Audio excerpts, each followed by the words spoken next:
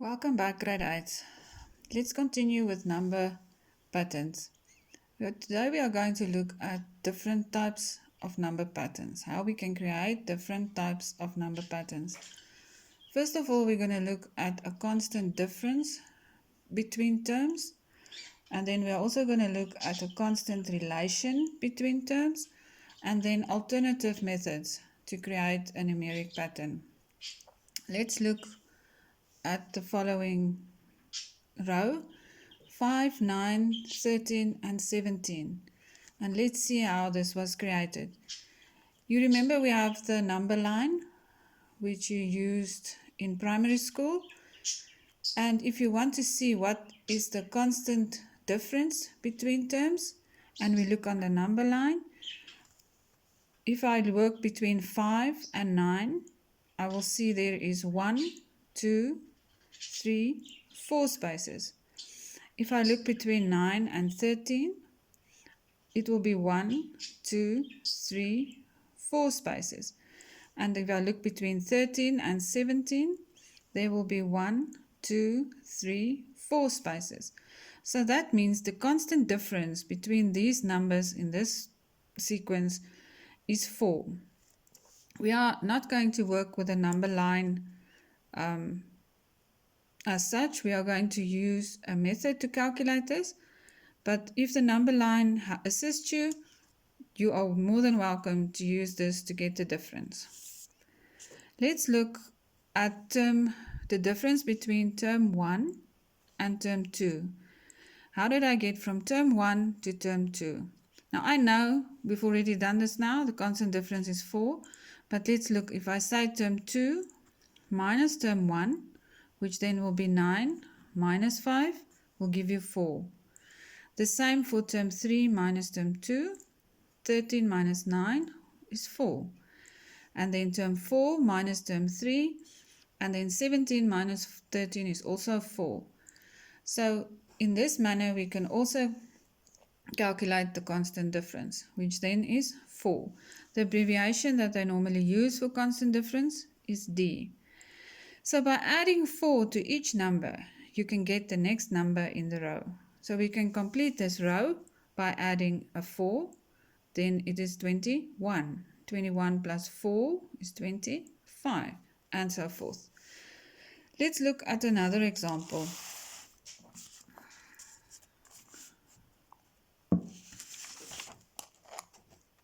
I'm going to look at negative figures just to tickle your brain a bit more. I have negative 2, negative 5, negative 8, and negative 11. And I want to know how was this pattern created. I also drew this for you on a number line. But remember, the negative numbers is sitting to your far left.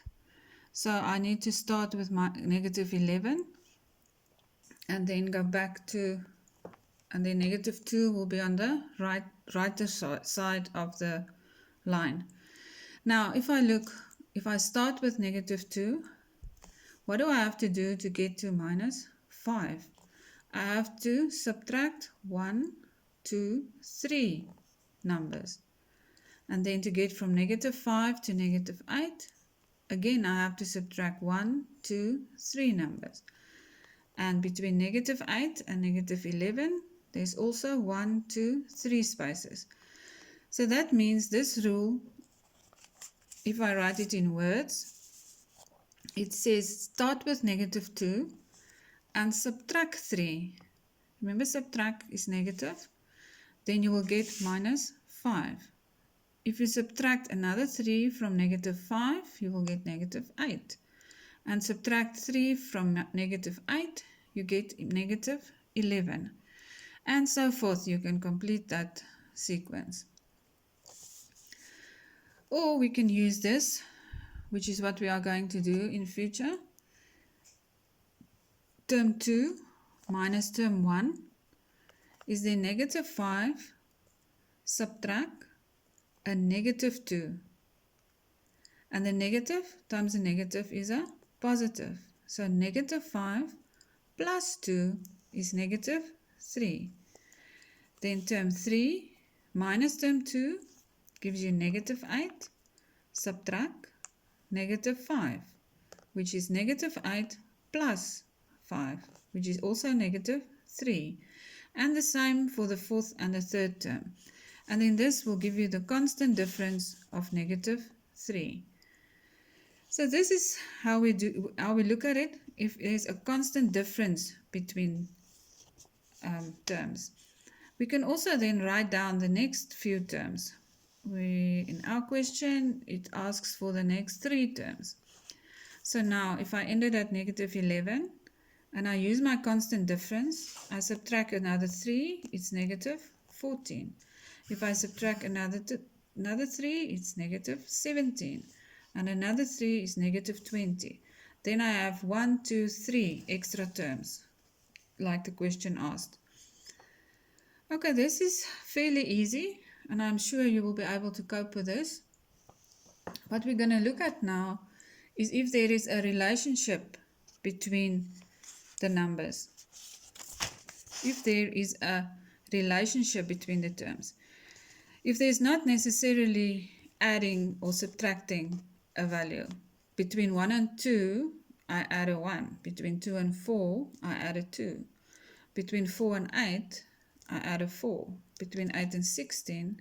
So there's no constant difference between these terms. So we're going to look at a constant relation. Now we calculate it by dividing the second term divide by the first term, and you'll see it's 2. Then the third term divide by the second term also gives you 2. And the fourth term divided by the third term is 8 divided by 4 gives you 2.